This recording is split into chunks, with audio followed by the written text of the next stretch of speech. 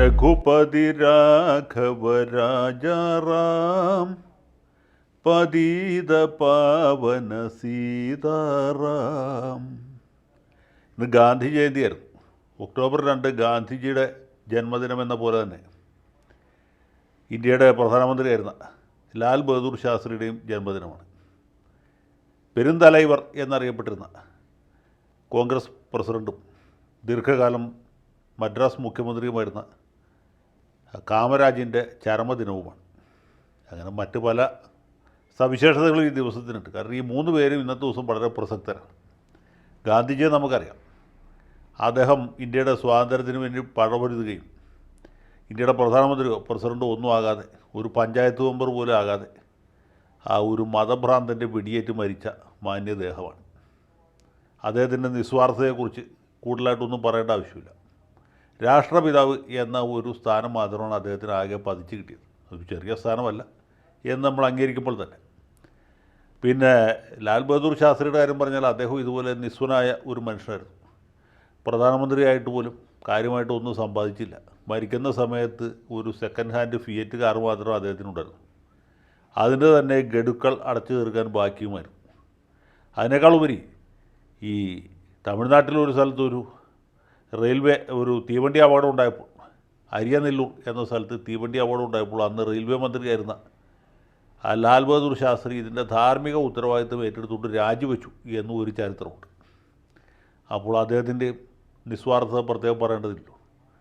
കാമരാജിനെ കുറിച്ച് ഞാൻ നേരത്തെ പറഞ്ഞിട്ടുള്ളതാണ്. കാമരാജ് നിസ്വനായിട്ട് രാഷ്ട്രീയത്തിൽ പ്രവേശിക്കുകയും നിസ്വനായിട്ട് തന്നെ മരിക്കുകയും ചെയ്തതാണ്. മരിക്കുന്ന സമയത്ത് അദ്ദേഹത്തിന് 2-3 ജോഡി ഖദർ വസ്ത്രങ്ങൾ മാത്രമേ ഉണ്ടായിരുന്നു. വേറെ സ്ഥാപനമായിട്ടോ ജംഗമമായിട്ടോ യാതൊരു സ്വത്തും സമ്പാദിക്കാതെ കടന്നുപോയ ഒരാളാണ് കാമരാജ്. കാമരാജിനെ സംബന്ധിച്ചിടത്തോളം അദ്ദേഹം 1975 ഒക്ടോബർ 2 മരിച്ചു എന്ന് മാത്രമല്ല, 1963 ഒക്ടോബർ 2 അദ്ദേഹം മദ്രാസ് മുഖ്യമന്ത്രി സ്ഥാനം രാജിവെച്ചു. അതും വളരെ സവിശേഷമായ ഒരു കാര്യമാണ്. കോൺഗ്രസ്സിലെ പ്രമുഖ നേതാക്കന്മാർ അധികാര കസേരയിൽ ചടഞ്ഞുകൂടിയിരിക്കുന്നത് ശരിയല്ല, ഒരു പാർട്ടി പ്രവർത്തനത്തിന് പോകണം എന്ന് പറഞ്ഞ് മുഖ്യമന്ത്രി സ്ഥാനം രാജിവെച്ചുകൊണ്ട് മാതൃക കാണിച്ച ആളാണ് കാമരാജ്. അപ്പോൾ ആ കാമരാജിൻ്റെ ഓർമ്മ ദിവസവും കൂടിയാണ് ഒക്ടോബർ 2. ഇതിപ്പോൾ ഓർക്കാൻ കാരണം എന്താ വെച്ചാൽ നമ്മുടെ തവന്നൂർ MLA യും ഇടതുപക്ഷ സ്വതന്ത്രനും സർവോപരി ആദർശധീരനുമായ ഡോക്ടർ KT ജലീൽ ചരിത്രപരമായൊരു പ്രഖ്യാപനം നടത്തിയിരിക്കുകയാണ്. പ്രഖ്യാപനത്തിൻ്റെ മുക്കുമൂലയൊക്കെ നേരത്തെ വന്നിരുന്നു. അദ്ദേഹം ഇതോടുകൂടി തെരഞ്ഞെടുപ്പ് രാഷ്ട്രീയം ഉപേക്ഷിക്കുകയാണ്. ഇനി മേലിൽ ആരെന്നെ നിർബന്ധിച്ചാലും, പിണറായി വിജയനോ കമല ടീച്ചറോ അതല്ല സാക്ഷാൽ മുഹമ്മദ് അബ്ദുറഹ്മാൻ സാഹിബ് നേരിട്ട് വന്ന് ജലീലെ മത്സരിക്കണമെന്ന് പറഞ്ഞാലും പുള്ളി മത്സരിക്കില്ല. അദ്ദേഹത്തിൻ്റെ ഗുരുനാഥനായിരുന്ന കൊരമ്പയിൽ അഹമ്മദ് ഹാജി രാത്രി സ്വപ്നത്തിൽ പ്രത്യക്ഷപ്പെട്ട് ജലീലെ നീ മത്സരിക്ക് എന്ന് പറഞ്ഞാലും പുള്ളി മത്സരിക്കില്ല. അദ്ദേഹത്തോട് വളരെ സ്നേഹാദരങ്ങൾ വെച്ച് പുലർത്തിയിരുന്ന, സ്നേഹവും വാത്സല്യവും വെച്ച് പുലർത്തുന്ന കോടിയേരി ബാലകൃഷ്ണൻ എന്ന് പറഞ്ഞാലും മരിച്ചുപോയി. പരലോകത്തു നിന്ന് തിരിച്ചു വന്നിട്ട് കോടിയേരി പറയുകയാണ്, ജലീലെ തവന്നൂർ നീ തന്നെ മത്സരിക്കണം എന്ന് പറഞ്ഞാലും ജലീൽ മത്സരിക്കില്ല. കാരണം ഇത് ഭീഷ്മപ്രതിജ്ഞയാണ്. ഇതിൽ യാതൊരു മാറ്റവുമില്ല. നല്ലപോലെ ആലോചിച്ചെടുത്ത തീരുമാനമാണ്. മാത്രമല്ല ജലീൽ ഗാന്ധിജിയെക്കുറിച്ചൊരു പുസ്തകം എഴുതി പ്രകാശിപ്പിച്ചു. അതിൻ്റെ പ്രകാശനം കഴിഞ്ഞപ്പോൾ ഗാന്ധിജിയിൽ നിന്ന് അദ്ദേഹത്തിന് വെളിപാടുണ്ടായി. ഗാന്ധിജി ഇതുപോലെ അധികാര രാഷ്ട്രീയത്തിൽ നിന്ന് അകന്നു നിന്ന ആളാണല്ലോ. ജലീലിനെ സംബന്ധിച്ചിടത്തോളം അദ്ദേഹം 4 തവണ MLA, ആദ്യത്തെ തവണ കുറ്റിപ്പുറത്തുനിന്ന് ജയിച്ചു, പിന്നീട് തവന്നൂരിൽ നിന്ന് ജയിച്ചു. CPM-കാരായ MLA-മാർക്കൊക്കെ 2 തവണ അടുപ്പിച്ച് ജയിച്ചവരും വീണ്ടും മത്സരിക്കാൻ പാടില്ല എന്ന് പറഞ്ഞ് പിണറായി വിജയൻ ഒരു തീട്ടൂരിനെ മറക്കിയപ്പോഴും അത് ജലീലിന് ബാധകമാക്കിയില്ല. കാരണം ജലീൽ സ്വതന്ത്രനാണല്ലോ, പാർട്ടിക്കാരനല്ല.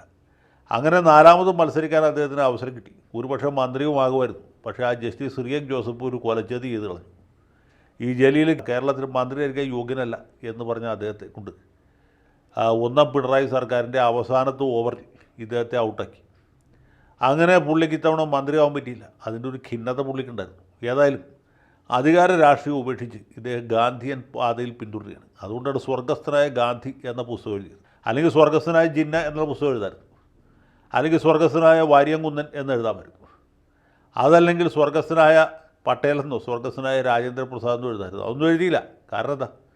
സ്വർഗസ്ഥനായ പണ്ഡിറ്റ് നെഹ്റു എന്ന് പോലും എഴുതിയില്ല. അത് എഴുതിയത് സ്വർഗസ്ഥനായ ഗാന്ധി എന്നാണ്. സ്വർഗസ്ഥനായ ഗാന്ധിയാണ് ഇപ്പോൾ അദ്ദേഹത്തെ പ്രചോദിപ്പിക്കുന്നത്. ഇദ്ദേഹത്തിൻ്റെ പിതാവിൻ്റെ പിതാവ്, അത് വല്യുപ്പ, ഈ ഖിലാഫത്ത് സമരത്തിൽ പങ്കെടുത്ത് ജീവപര്യന്തം കഠിന തടവ് അനുഭവിച്ച ആളാണ്. അതിൻ്റെ മേലേക്ക് നാട് കടത്തിയൊന്നും എനിക്കറിയില്ല. അപ്പോൾ അന്ന് മുതലേ ഗാന്ധിയുടെ ഒരു ടച്ച് അവരുടെ കുടുംബത്തിലുണ്ട്. പിന്നെ ഇദ്ദേഹം സിമിയുടെ പ്രവർത്തകനായിട്ടാണ് വന്നത്. പിന്നെ മുസ്ലിം ലീഗ് ചേർന്നു. അത് കഴിഞ്ഞ് ഇടതുപക്ഷ സ്വതന്ത്രനായി. ഇപ്പോൾ അവിടെ നിന്ന് സ്വാതന്ത്ര്യം പ്രഖ്യാപിച്ചു. പുള്ളി പാർട്ടിയെ പൂർണ്ണമായിട്ട് തള്ളിപ്പറയോ അല്ലെങ്കിൽ PV അൻവറിൻ്റെ കൂടെ പോവുകയോ ചെയ്തില്ല. അങ്ങനൊന്നും ചെയ്യില്ല. ജലീൽ ജീവിക്കാൻ പഠിച്ച ആളാണ്. PV അൻവറിനെ പോലെ മണ്ടത്തരം കാണിക്കാൻ പുള്ളിയെ കിട്ടുകയില്ല. പുള്ളി കൃത്യസമയത്ത് നിലപാട് ആലോചിച്ച് ഉറപ്പിച്ച് തീരുമാനിച്ച ആളാണ്. കാരണം പിണറായി സഖാവിനെ വെറുപ്പിക്കാനായിട്ട് ജലീൽ തയ്യാറില്ല. അതുകൊണ്ട് അദ്ദേഹം MLA സ്ഥാനം രാജിവെക്കാനും തയ്യാറില്ല. അല്ലെങ്കിൽ മാർക്സിസ്റ്റ് പാർട്ടിയെ പൂർണ്ണമായിട്ട് തള്ളി പറയാനോ അൻവറിന് പിന്തുണ പ്രഖ്യാപിക്കാനോ കൂട്ടാക്കിയിട്ടില്ല. അൻവറിനോട് പല കാര്യങ്ങളിലും യോജിപ്പുണ്ട്. പക്ഷേ ഇടതുപക്ഷത്തെ തള്ളിപ്പറഞ്ഞ നടപടിയോട് പുള്ളിക്ക് ഒരിക്കലും യോജിക്കാൻ പറ്റിയില്ല. അതുകൊണ്ട് ഇടതുപക്ഷത്തെ തള്ളിപ്പറയാതെ ഇനി അങ്ങോട്ട് ഗാന്ധിയൻ പാതയിൽ പോകാനാണ് ജലീൽ ആഗ്രഹിക്കുന്നത്. അദ്ദേഹം ഇനി തെരഞ്ഞെടുപ്പിൽ മത്സരിക്കില്ല. ഇനി തെരഞ്ഞെടുപ്പ് കൂടാതെ രാജ്യസഭയിലേക്ക് അയക്കുകയാണെങ്കിൽ പുള്ളിക്ക് വിരോധമില്ല. അതല്ല, രാഷ്ട്രപതി ഇദ്ദേഹത്തെ രാജ്യസഭയിലേക്ക് നോമിനേറ്റ് ചെയ്താലും കുഴപ്പമില്ല. ഇനി എല്ലാവരും കൂടി രാഷ്ട്രപതിയായിട്ടോ ഉപരാഷ്ട്രപതിയായിട്ടോ അല്ലെങ്കിൽ വേറെ എന്തെങ്കിലും ആയിട്ടോ തിരഞ്ഞെടുത്താലും കുഴപ്പമില്ല. 2047 ഒരു കൂട്ടർ ഇന്ത്യയുടെ ഭരണം പിടിച്ചെടുക്കുമ്പോൾ ഇദ്ദേഹത്തെ ഒരുപക്ഷെ രാഷ്ട്രപിതാവായിട്ട് അംഗീകരിക്കാൻ കൂടി സാധ്യതയുണ്ട്. അങ്ങനെയാണെങ്കിൽ ഈ പേര് വളരെ അന്വർത്ഥവും. മലപ്പുറം ഗാന്ധി, ഇദ്ദേഹത്തെ കേരള ഗാന്ധി എന്ന് ഞാൻ വിളിക്കാത്തത് എന്താ വെച്ചാൽ, കേരള ഗാന്ധി എന്നറിയപ്പെടുന്ന ഒരു നേതാവ് പണ്ട് കേരളത്തിലുണ്ടായിരുന്നു. അദ്ദേഹത്തിന് പേര് K. കേളപ്പൻ എന്നാണ്. അതുകൊണ്ട് ജലീലിനെ ഒരു വളാഞ്ചേരി ഗാന്ധി എന്ന് വിളിക്കുന്നത് വളരെ കുറഞ്ഞു പോകും എന്നുള്ളതുകൊണ്ടാണ് അദ്ദേഹത്തെ മലപ്പുറം ഗാന്ധി എന്ന് വിളിക്കുന്നത്. അപ്പോൾ ഇനി അങ്ങോട്ട് കേരള രാഷ്ട്രീയത്തിൽ മലപ്പുറം ഗാന്ധിയുടെ ദിവസങ്ങളാണ്. ഈ ഒറ്റപ്പാലത്ത് വേറെ നമ്മുടെ VC കബീറിനെ പോലെയുള്ള ഗാന്ധിയന്മാരുണ്ട്. അല്ലെങ്കിൽ പണ്ട് മഞ്ചേരിയിൽ ഉമ്മർ കോയയെ പോലുള്ള ഗാന്ധിയന്മാരുണ്ടായിരുന്നു. അങ്ങനെ പല ആൾക്കാരും ഉണ്ടായിരുന്നു. പക്ഷേ പിന്നെ അതിർത്തി ഗാന്ധി ഉണ്ടായിരുന്നു, ഗാഫർ ഖാൻ. അത് അങ്ങ് north west frontier പ്രൊവിൻസിലാണ്.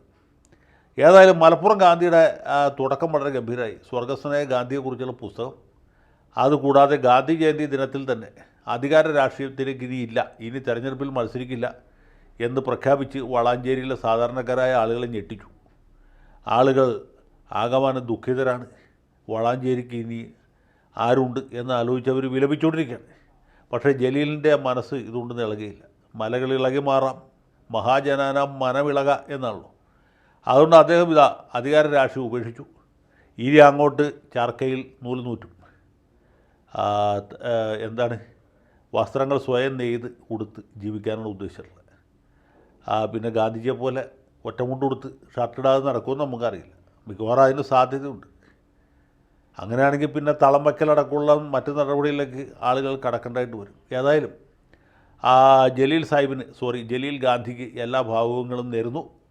Malappuram Gandhi നമ്മുടെ ധാർമ്മികവും സാംസ്കാരികവുമായ ജീവിതത്തെ കൂടുതൽ സമ്പന്നമാക്കട്ടെ എന്ന് ആശംസിക്കുകയും ചെയ്യുന്നു.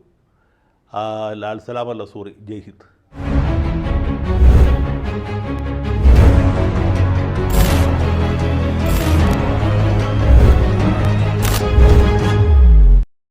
കൂടുതൽ വാർത്തകളും വിശേഷങ്ങളും നിങ്ങളിലേക്ക് എത്താൻ ABC മലയാളം സബ്സ്ക്രൈബ് ചെയ്യുക, ബെൽ ബട്ടണും അമർത്തുക.